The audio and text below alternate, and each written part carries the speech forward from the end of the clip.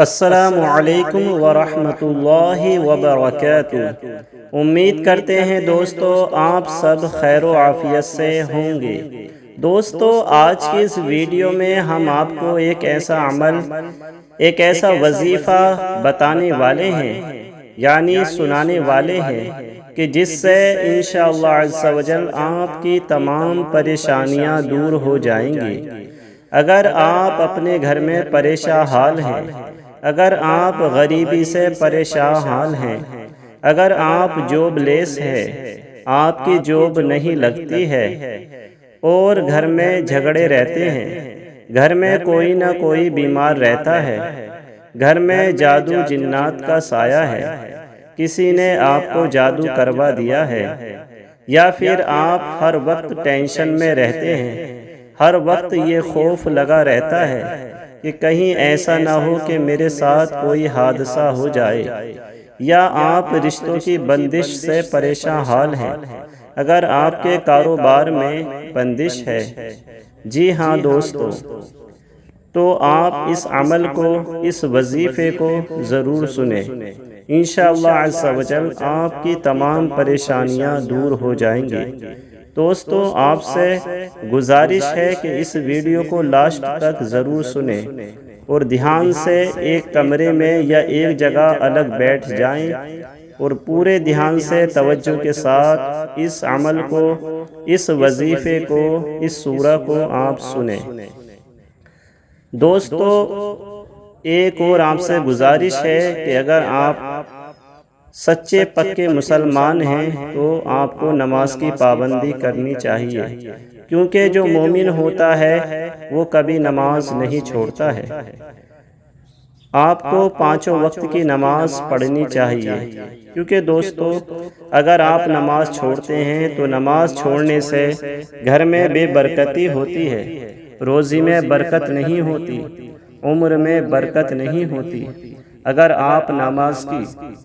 آپ نماز کی پابندی کریں گے تو انشاءاللہ عز و جل اس کی برکت سے آپ کی تمام پریشانیاں دور ہو جائیں گی۔ اور دوستو اگر آپ کے کوئی رشتہ دار ہیں یا آپ کے ساتھی ہیں، آپ کے دوست ہیں، فرینڈز ہیں، وہ بھی اگر پریشان حال ہیں، بیمار ہیں، تو ان کو بھی یہ ویڈیو آپ ضرور شیئر کریں، کیونکہ ہو سکتا ہے آپ کے ایک شیئر سے کسی کی زندگی بدل جائے، اور ثواب کی نیت سے اسے زیادہ سے زیادہ شیئر کریں، ثواب کی نیت سے اس ویڈیو کو خوب شیئر کریں۔ دوستو اس ویڈیو کو لاسٹ تک ضرور سنیں اور آپ آمین لکھیں۔ کمنٹ باکس میں آپ کو آمین لکھنا ہے، کیونکہ پتہ نہیں کس کی آمین اللہ عز و جل قبول فرما لے اور ہم سب کا بیڑا پار ہو جائے۔ تو دوستو آپ کو آمین کمنٹ باکس میں لکھنا ہے۔ تو آئیے بنا کسی دیری کے یہ عمل شروع کرتے ہیں۔ ہم پڑھیں گے اور آپ کو دھیان سے سننا ہوگا۔ آئیے شروع کرتے ہیں۔ بسم اللہ الرحمن الرحیم۔ یاسین والقرآن الحکیم انک لمن المرسلین علی صراط مستقیم تنزیل العزیز الرحیم لتنذر قوما ما انذر آباؤهم فهم غافلون لقد حق القول على أكثرهم فهم لا يؤمنون إنا جعلنا في أعناقهم أغلالا فهي إلى الأذقان فهم مقمحون وجعلنا من بين أيديهم سدا ومن خلفهم سدا فأغشيناهم فهم لا يبصرون وسواء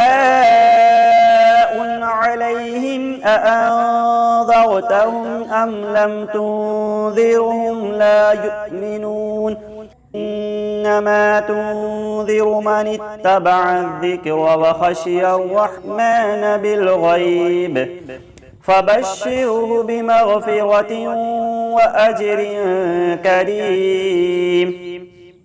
إنا نحن نحيي الموتى ونكتب ما قدموا وآثارهم وكل شيء أحصيناه في إمام مبين. واضرب لهم مثلا أصحاب القرية إذ جاءها المرسلون إذ أرسلنا إليهم اثنين فكذبوهما فعززنا بثالث فقالوا إنا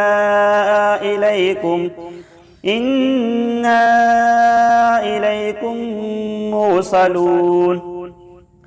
قالوا ما أنتم إلا بشر مثلنا وما أنزل الرحمن من شيء إن أنتم إلا تكذبون. قالوا ربنا يعلم إنا إليكم لمرسلون وما علينا إلا البلاغ المبين.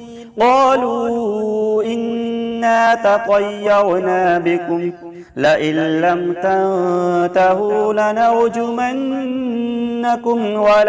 وليمسنكم منا عذاب أليم. قالوا طائركم معكم أئن ذكرتم بل أنتم قوم مسرفون. وجاء من أقصى المدينة رجل يسعى قال يا قوم اتبعوا المرسلين اتبعوا من لا يسألكم أجرا وهم مهتدون. وما لي لا أعبد الذي فطرني وإليه ترجعون. أأتخذ من دونه آلهة إن يردني الرحمن بضر لا تغني عني شفاعتهم شيئا ولا ينقذون. إني إذا لفي ضلال مبين. إني آمنت بربكم فاسمعون. قيل ادخل الجنة قال يا ليت قومي يعلمون بما غفر لي ربي وجعلني من المكرمين. وما أنزلنا على قومه من بعده من جند من السماء وما كنا منزلين. إن كانت إلا صيحة واحدة فإذا هم خامدون. يا حسرة على العباد ما يأتيهم من رسول إلا كانوا به يستهزئون. ألم يروا كم أهلكنا قبلهم من القرون أنهم إليهم لا يرجعون. وإن كل لما جميع لدينا محضرون. وآية لهم الأرض الميتة أحييناها وأخرجنا منها حبا فمنه يأكلون. وجعلنا فيها جنات من نخيل وأعناب وفجرنا فيها من العيون ليأكلوا من ثمره وما عملته أيديهم أفلا يشكرون. سبحان الذي خلق الأزواج كلها مما تنبت الأرض ومن أنفسهم ومما لا يعلمون. وآية لهم الليل نسلخ منه النهار فإذا هم مظلمون والشمس تجري لمستقر لها ذلك تقدير العزيز العليم والقمر قدرناه منازل حتى عاد كالعرجون القديم لا الشمس ينبغي لها أن تدرك القمر ولا الليل سابق النهار وكل في فلك يسبحون وآية لهم أنا حملنا ذريتهم في الفلك المشحون وخلقنا لهم من مثله ما يركبون وإن نشأ نغرقهم فلا صريخ لهم ولا هم ينقذون إلا رحمة منا ومتاعا إلى حين وإذا قيل لهم اتقوا ما بين أيديكم وما خلفكم لعلكم ترحمون وما تأتيهم من آية من آيات ربهم إلا كانوا عنها معرضين وإذا قيل لهم أنفقوا مما رزقكم الله قال الذين كفروا للذين آمنوا أنطعم من لو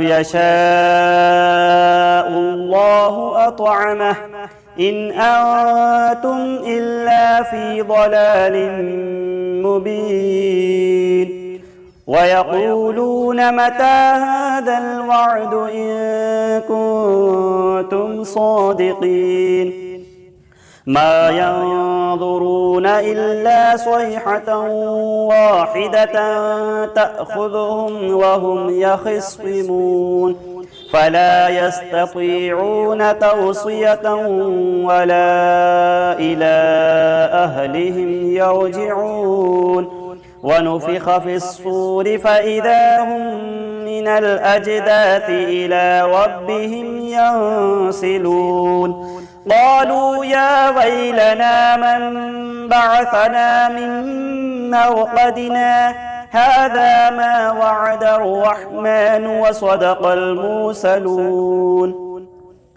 إن كانت إلا صيحة واحدة فإذا هم جميع لدينا محضرون فاليوم لا تظلم نفس شيئا ولا تجزون إلا ما كنتم تعملون إن أصحاب الجنة اليوم في شغل فاكهون هم وأزواجهم في ظلال على الأرائك متكئون لهم فيها فاكهة ولهم ما يدعون سلام قولا من رب رحيم وامتازوا اليوم أيها المجرمون ألم أعهد إليكم يا بني آدم ألا تعبدوا الشيطان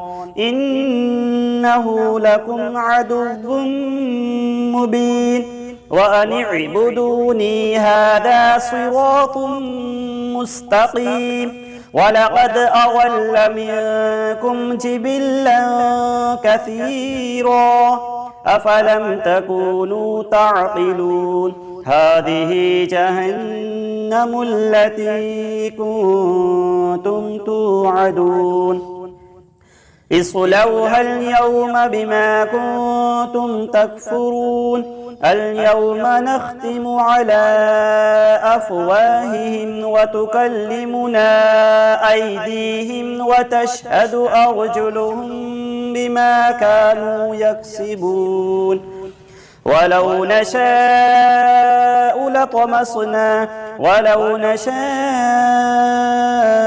لطمسنا على أعينهم فاستبقوا الصراط فأنى يبصرون ولو نشاء لمسخناهم على مكانتهم فما استطاعوا مضيا ولا يرجعون ومن نعمره ننكسه في الخلق أفلا يعقلون وما علمناه الشعر وما ينبغي له إن هو إلا ذكر وقرآن مبين لينذر من كان حيا ويحق القول على الكافرين أولم يروا أنا خلقنا لهم مما عملت أيدينا أنعاما فهم لها مالكون وذللناها لهم فمنها ركوبهم ومنها يأكلون ولهم فيها منافع ومشارب أفلا يشكرون واتخذوا من دون الله آلهة لعلهم ينصرون لا يستطيعون نصرهم وهم لهم جند محضرون فلا يحزنك قولهم إنا نعلم ما يسرون وما يعلنون أولم يرى الإنسان أنا خلقناه من نطفة فإذا هو خصيم مبين وضرب لنا مثلا ونسي خلقه قال من يحيي العظام وهي رميم قل يحييها الذي أنشأها أول مرة وهو بكل خلق عليم الذي جعل لكم من الشجر الأخضر نارا فإذا أنتم منه توقدون أوليس الذي خلق السماوات والأرض بقادر على أن يخلق مثلهم بلى وهو الخلاق العليم إنما أمره إذا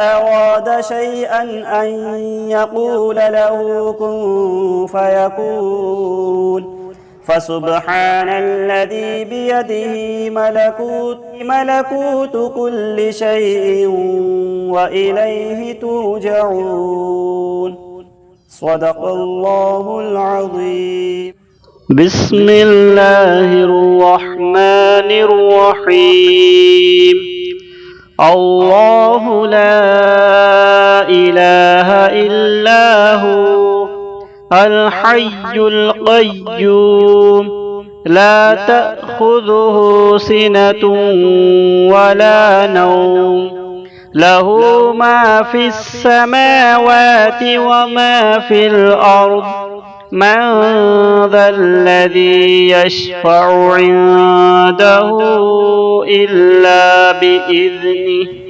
يعلم ما بين أيديهم وما خلفهم ولا يحيطون بشيء من علمه إلا بما شاء وسع كرسيه السماوات والأرض ولا يؤوده حفظهما وهو العلي العظيم بسم الله الرحمن الرحيم قل هو الله أحد الله الصمد لم يلد ولم يولد ولم يكن له كفوا أحد بسم الله الرحمن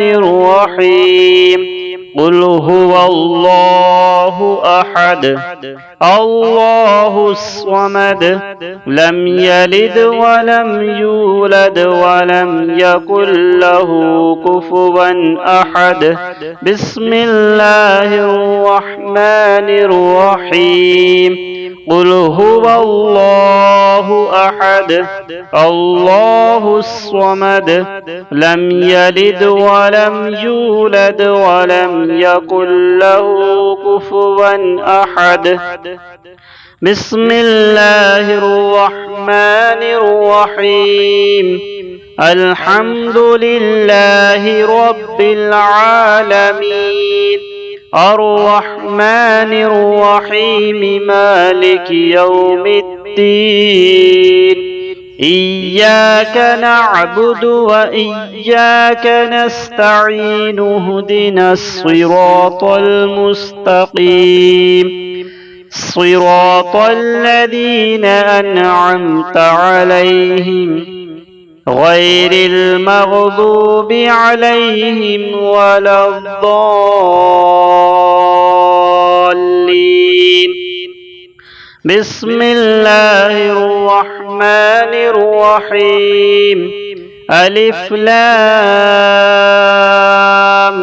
ميم ذلك الكتاب لا ريب فيه هدى للمتقين الذين يؤمنون بالغيب ويقيمون الصلاة ومما رزقناهم ينفقون والذين يؤمنون بما أنزل إليك وما أنزل من قبلك وبالآخرة هم يوقنون بسم الله الرحمن الرحيم اللهم صل على سيدنا ومولانا محمد معدن الجود والكرم وآله وبارك وسلم اللهم صل على سيدنا ومولانا محمد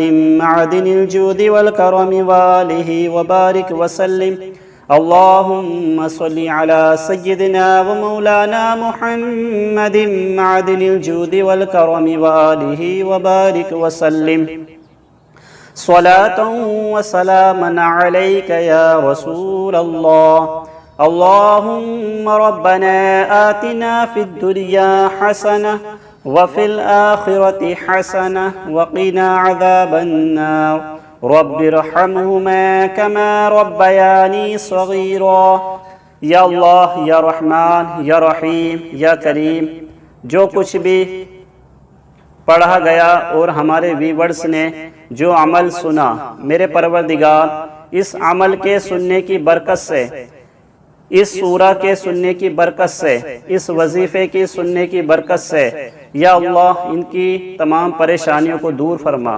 جتنے بھی ہمارے ویورز ہیں، ہمارے دیکھنے والے ہیں، ہمارے چاہنے والے ہیں، یا اللہ ان کی تمام پریشانی بیماریوں کو دور فرما۔ یا اللہ جو کچھ ہم نے پڑھا ہے اس کو اپنی بارگاہ میں قبول فرما۔ اس سب کا ثواب سب سے پہلے ہمارے پیارے آقا حضرت محمد مصطفیٰ صلی اللہ تعالی علیہ وآلہ وسلم کی بارگاہ میں پیش کرتے ہیں، مولا قبول فرما۔ پیارے نبی صلی اللہ تعالی علیہ وآلہ وسلم کے وسیلے سے تمام انبیاء اکرام، تمام صحابہ اکرام، اہل بیت، تابعین، تبع تابعین، ازواج مطہرات کی بارگاہ میں پیش کرتے ہیں، مولا قبول فرما۔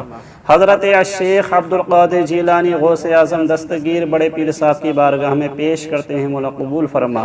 یا اللہ اس سب کا سبب حضرت خواجہ عثمان ہارونی، حضرت خواجہ غریب نواز رحمۃ اللہ تعالی علیہم اجمعین کی بارگاہ میں پیش کرتے ہیں، مولا قبول فرما۔ یا اللہ اس سب کا سبب جتنے بھی سلاسل کے بزرگان دین آئے ہیں، اولیاء کرام آئے ہیں، تمام کی بارگاہ میں پیش کرتے ہیں، مولا قبول فرما۔ بالخصوص ہمارے پیر و مرشد حضرت اختر رضا خان حدود تاج الشریعہ رحمۃ اللہ تعالی علیہ کی بارگاہ میں پیش کرتے ہیں، مولا قبول فرما۔ یا اللہ میرے پروردگار، المؤمنین والمؤمنات والمسلمین والمسلمات کی ارواح کو اس کا ثواب نظر کرتے ہیں، مولا قبول فرما۔ اور جتنے بھی ہمارے ویورز ہیں، ہماری ویڈیو دیکھنے والے ہیں، ان ویڈیو دیکھنے والے جتنے بھی ویورز ہیں میرے پروردگار، ان کے گھر سے جو بھی مومن مومنات آخرت کو کوچ کر گئے ہوں، ان کے ارواح کو اس کا ثواب نظر کرتے ہیں، مولا قبول فرما۔ ان کے گناہ کبائر صغائر کو معاف فرما۔ یا اللہ یا رحمان یا رحیم یا کریم، ہم نے جو یہ عمل یا وظیفہ پڑھا ہے، یا اللہ جو ہمارے ویورز نے یہ وظیفہ یہ عمل سنا ہے پروردگار، اس کی برکت سے تمام ہی ہمارے چاہنے والے، تمام ہی ہماری ویڈیوز کو دیکھنے والوں کے یا اللہ تمام پریشانیوں کو دور فرما۔ یا اللہ جو قرض دار ہیں ان کے قرضوں کو ختم کر دے، ان کو قرضے سے نجات عطا فرما۔ اور یا اللہ میرے پروردگار جو پریشان حال ہیں ان کی پریشانیوں کو دور فرما، جو بیمار ہیں ان کو شفائے کلی عطا فرما۔ یا اللہ جو پریشان حال ہیں ان کی پریشانیوں کو دور فرما، جو غریب ہیں ان کی غربت کو دور فرما۔ یا اللہ جو بے سہارا ہیں ان کو سہارا عطا فرما۔ یا اللہ جو بے روزگار ہیں ان کو غیب سے روزی عطا فرما۔ یا اللہ ان کی مدد فرما۔ یا اللہ ان کے گھر پر رحمت و انبار کی بارشیں نازل فرما۔ یا اللہ ہمارے تمام ہی دیکھنے والوں کو، ہماری تمام ہی ویورز کو پکا سچا نمازی بنا، اسلامی زندگی عطا فرما۔ اور یا اللہ ان کے جائز کاموں میں خوب برکتیں عطا فرما، ان کے کاروبار میں ترقی عطا فرما۔ اور یا اللہ جو بھی ہمارے اسلامی بھائی جوب لیس ہیں، جوب پر نہیں ہیں، ان کو اچھی جوب عطا فرما، جائز کاروبار عطا فرما۔ یا اللہ جو ہمارے بھائی بہن رشتوں سے بیٹھے ہوئے ہیں، یا اللہ ان کے لیے نیک رشتے عطا فرما، ان کے رشتے عطا فرما۔ یا اللہ تمام مسلمانوں کی تمام پریشانی بیماریوں کو دور فرما۔ اور یا اللہ ہم سب کو اسلامی زندگی عطا فرما، ایمانی موت عطا فرما، گناہوں کی ذلیل بیماری سے بچنے کی توفیق عطا فرما۔ یا اللہ جہاں جہاں پریشان حال ہیں، جتنے بھی مسلمان پریشان حال ہیں، جتنے بھی ہمارے بھائی مسلمان پریشان حال ہیں، ان کی پریشانی بیماریوں کو دور فرما، ان کی تنگ دستی کو دور فرما، ان کی غیب سے مدد فرما۔ وصلی اللہ تعالی علی خیر خلقہ محمد وعلی آلہ واصحابہ اجمعین برحمتک یا ارحم الراحمین۔ اللہم آمین بحق لا الہ الا اللہ محمد رسول اللہ۔ امید کرتے ہیں دوستو آپ نے یہ ویڈیو پوری دیکھی ہوگی، تو دوستو آپ نے اس عمل کو سنا اور دعا میں شامل بھی رہے۔ دوستو آپ کمنٹ باکس میں آمین ضرور لکھیں تاکہ ہمیں پتہ چل جائے کہ آپ نے اس عمل کو پورا سنا اور آپ نے آمین بھی کہا، اور آپ کی آمین کو اور ہماری دعا کو اللہ تعالیٰ اپنی بارگاہ میں قبول فرمائے۔ السلام علیکم ورحمۃ اللہ وبرکاتہ۔